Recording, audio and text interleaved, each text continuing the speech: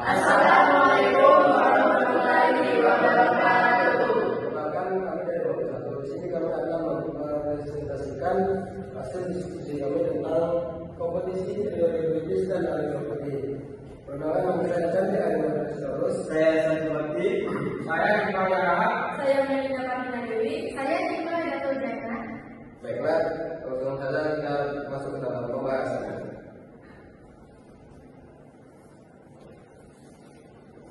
Yang pertama yaitu ada pengertian kompetisi. Kompetisi adalah persaingan antara tanaman budidaya dan bunga dalam kebutuhan sumber daya seperti air, unsur hara, cahaya, dan ruang tubuh. Selanjutnya yaitu ada faktor yang diperebutkan dalam kompetisi, yaitu ada 5. Yang pertama cahaya, air, unsur hara, dan ruang tumbuh, serta karbon dioksida. Selanjutnya yaitu ada dampak kompetisi terhadap tanaman. Ada beberapa dampak kompetisi. Yang pertama yaitu adalah pertumbuhan tanaman terhambat. Yang kedua ada produksi menurun.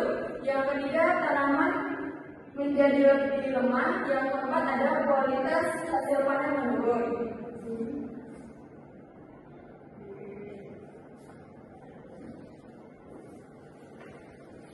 Selanjutnya yaitu kompetisi gulma dengan tanaman budidaya.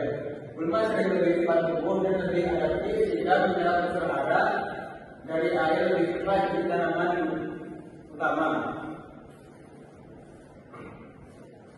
Pengertian periodikitis adalah waktu tertentu pada fase pertumbuhan tanaman di mana tanaman sangat peka terhadap gangguan gulma. Ciri-ciri periodikitis. Yang pertama yaitu terjadi pada fase awal pertumbuhan tanaman. Yang kedua, tanaman masih lemah dan belum mampu bersaing kuat dengan gulma dalam memanfaatkan sumber daya. Yang ketiga, pertumbuhan gulma lebih cepat sehingga adaptif menguasai lahan. Yang keempat, tanaman sangat peka terhadap gangguan lingkungan. Yang kelima, jika gulma tidak dikendalikan pada fase ini, maka pertumbuhan tanaman dapat terhambat. selanjutnya ada contoh periodikitis pada tanaman. Pada tanaman yang periode kritis terjadi pada saat umur tanaman 2 sampai 6 minggu setelah tanam. Yaitu satu tanaman pada fase vegetatif awal juga membutuhkan dana aktif. Pada tanaman padi, periode kritis terjadi pada saat umur tanaman pada 15 sampai 45 hari setelah tanam, yaitu pada fase vegetatif. Pertumbuhan vegetatif aktif dan membutuhkan dana periode. Ketiga, pengendalian gulma pada periode kritis. Pentingnya pengendalian gulma pada periode kritis ini yaitu untuk mengurangi kondisi harga, mengurangi kondisi persaingan air, mengurangi persaingan cahaya, menjaga pertumbuhan tetap optimal dan mencegah pertumbuhan hasil panen. Selanjutnya pengertian tenaga padi. Padi adalah interaksi kimia antara tanaman, yaitu di mana tanaman menghasilkan senyawa kimia budaya yang dapat mempengaruhi pertumbuhan, perkembangan, dan perkembangan tanaman lain di sekitarnya. Adapun sumber secara dari alam pasti yaitu berasal dari daun, akar, batang maupun sisa tanaman yang sudah membusuk.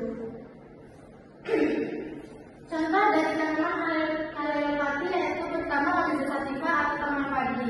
Tanaman ini menghasilkan senyawa kimia berasal dari akar yang menyebabkan penghambatan pertumbuhan dari tanaman lain atau gulma di sekitar tanaman padi. Yang kedua yaitu ada Phyllanthus atau bunga matahari.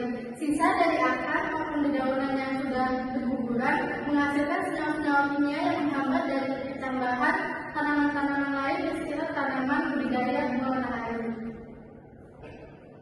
Adapun manfaat haliopati bagi pertanian yaitu menekan dan menghambat pertumbuhan gulma secara alami. Yang kedua yaitu mengurangi penggunaan herbisida kimia. Yang ketiga yaitu membantu sistem pertanian ramah lingkungan. Dan yang terakhir yaitu meningkatkan pertumbuhan dan hasil tanaman budidaya. Pengaruh haliopati. Senyawa haliopati dapat menambah pertambahan pertumbuhan akar dan perkembangan tanaman lain di sekitarnya. Kesimpulannya, kompetisi produktivitas dan haliopati merupakan faktor yang mempengaruhi pertumbuhan tanaman. Kompetisi terjadi karena perebutan sumber daya, produktivitas adalah fase tanaman sangat terhadap gulma, sedangkan haliopati adalah kemampuan tanaman menghasilkan zat yang mempengaruhi pertumbuhan tanaman lain.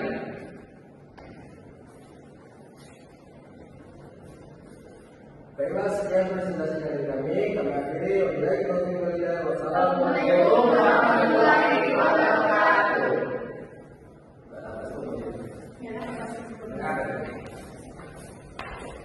Nanti 7 menit, Kak.